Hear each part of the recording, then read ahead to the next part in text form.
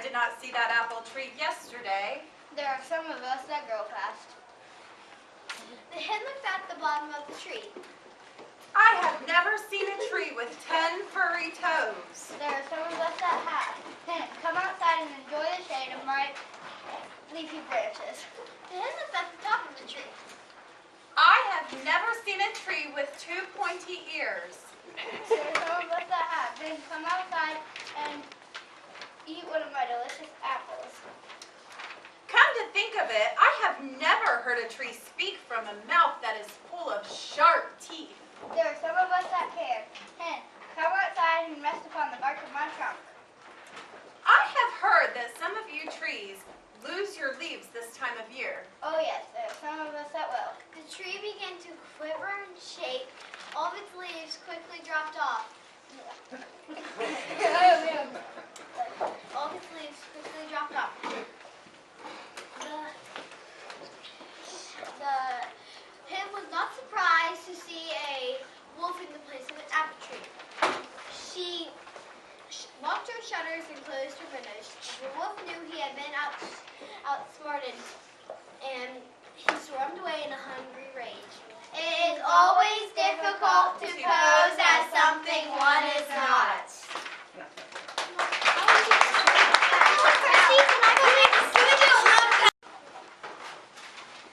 Two duck sisters were waddling down the road to the pond for the morning swim. This is a good road, but I think just for a change we should find another route. There are many other roads that lead to the pond. No, I do not agree. I really do not want to try any way. This side makes me feel comfortable. I am accustomed to it. One morning, the ducks met a fox swimming along the pond. Good morning, ladies. On your way to the pond, I suppose? Oh, yes, we come along here every day. Interesting. When the sun came up next morning, we are sure to meet that fox again if we go on our usual way. I did not like his looks. Today is the day we must find another road. You are being just plain silly. That fox never does. He seems most gentlemanly. The two ducks waddled down the same road to the pond. There was the fox sitting on the bank. This time he carried a sack. Lovely lady, I was expecting you. I'm glad you have not disappointed me. Opening his sack, he jumped upon them. The sisters clapped and screamed, they clapped and clapped their wings. They flew home and bolted their doors. The next morning, the two ducks did not go out. They rested at home to calm their nerves. On the following day, they carefully searched for a new and different road. They found one, and it led them safely to the pond. Woo-hoo! Wait, there's a moral, there's a moral, wait for it. At times, a change of routine can be most helpful.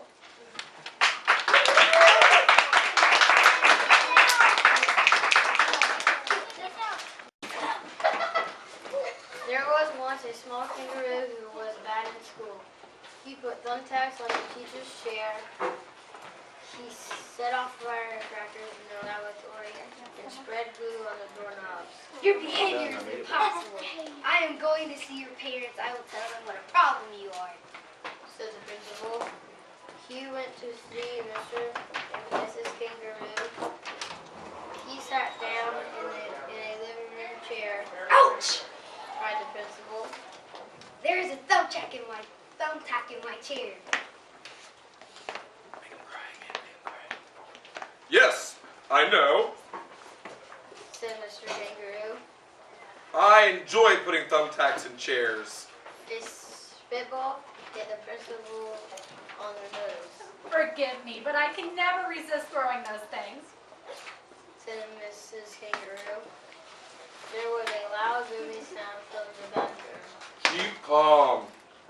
Said Mr. Kangaroo to the firecrackers that we keep in the medicine chest have just exploded. That's what the noise was. The principal rushed for the front door. In an instant, he was stuck to the doorknob. Whole heart. There are little globs of glue all over our doorknobs. Said Mrs. Kangaroo. The principal pulled himself free. He dashed out of the house and ran down the street. Such a nice person. Said Mr. Kangaroo. I wonder why he left so quickly. Mrs. Kangaroo said. No doubt he had another appointment. Never mind, supper's ready. Mr. and Mrs. Kangaroo and their son enjoyed their evening meal after they all threw spitballs at each other across the dining room table. You ready? Yes. The moral. A child's conduct will reflect the ways of its parents.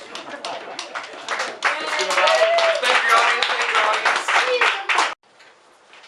There was an old dog who was very poor. The only coat he had to wear was mostly holes held together by rag threads. He could feel the pebbles on the pavement through the thin soles of his tattered shoes. He slept in the park because he had no home. The dog spent most of his time searching for garbage cans. He found bits of string and buttons. These he sold for pennies to passerby. The dog always walked with his nose to the curb looking for things to sell.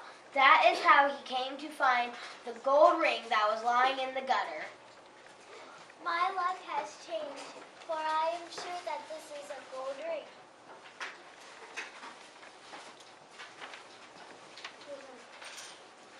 The dog rubbed the ring and said, I wish for a new coat. I wish for new shoes. I wish for a new house to live in. I wish that these wishes will come true right now. but nothing happened. The dog felt the wind through the holes in his coat.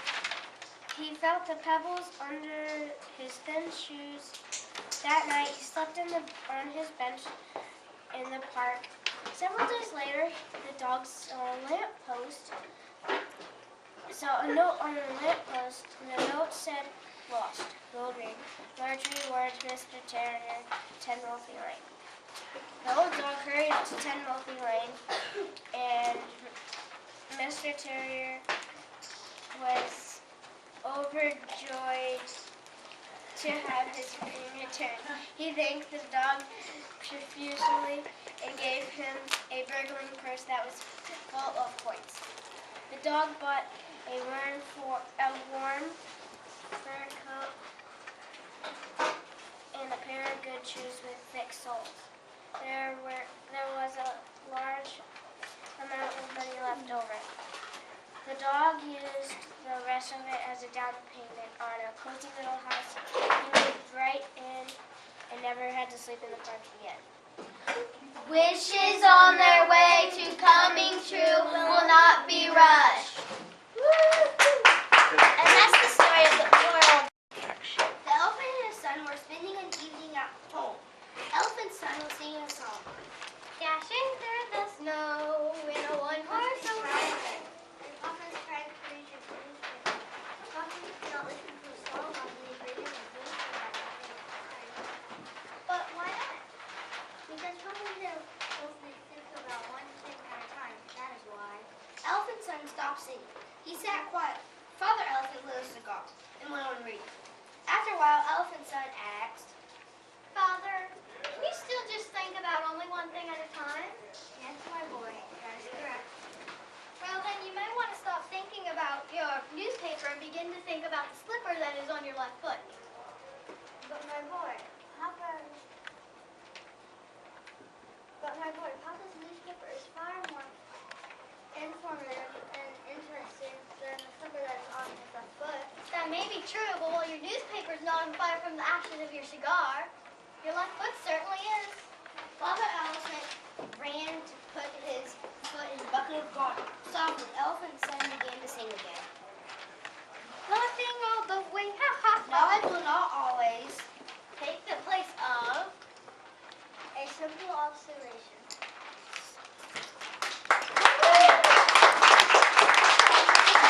Thank your audience. Thank your audience.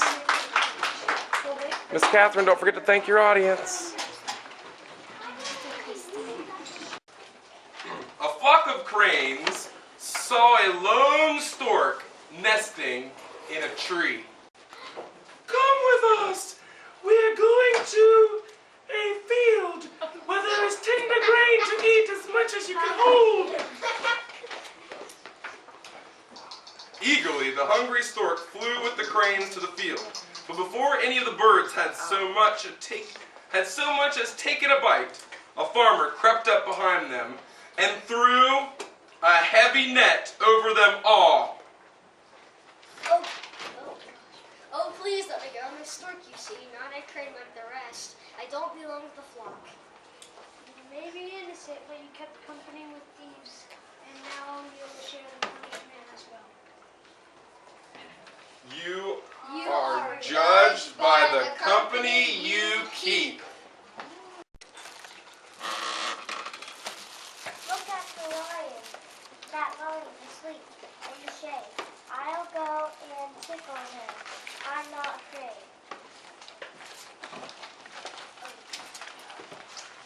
What is that tickling I feel? Oh, on my snout. Oh, it's a little mouth burning about. Well, lion, you're bigger. You're bigger than the mouse. You can stand up. Yeah, there you go. Lion, oh lion, forgive me, please do. Someday I'll do something special for you. Lion? Oh, you help a lion? You're a tiny thing. What in the world could you do for a king?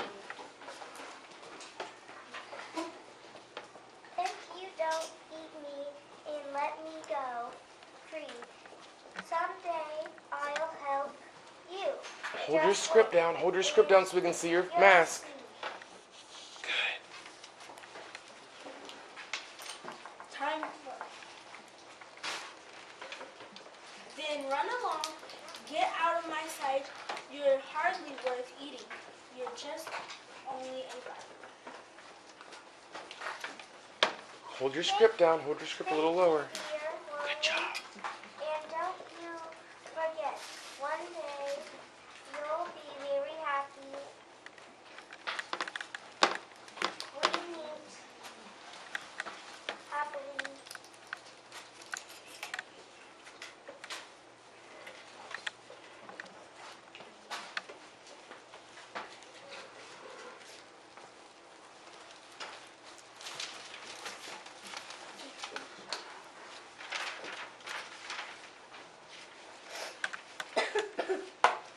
Lion, don't lose hope. You'll soon be free. Let I teach you through this road.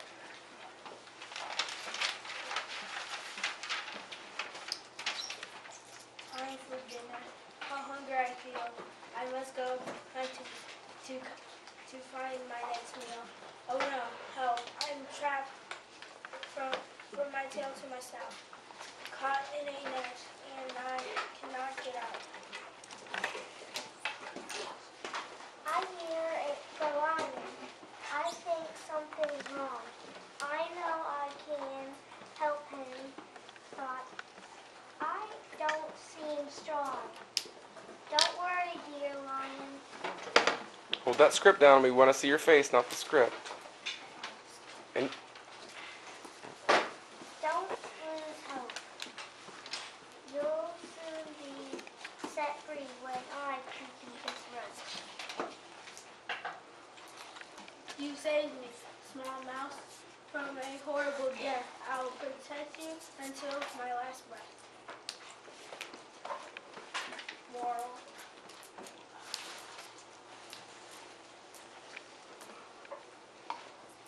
Strength is fine, but please recall, Kindness matters most of all. thank your audience. And action whenever you're ready. the rain is raining all around.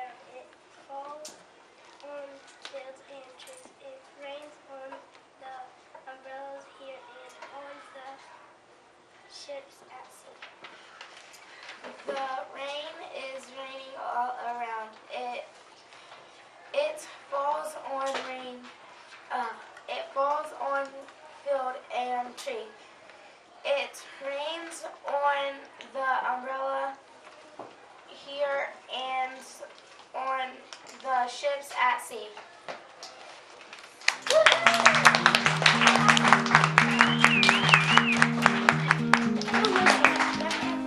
Jumping up and down the floor. My hat is an animal, and once there was an animal. It had a son that mowed the lawn. The son was an okay guy.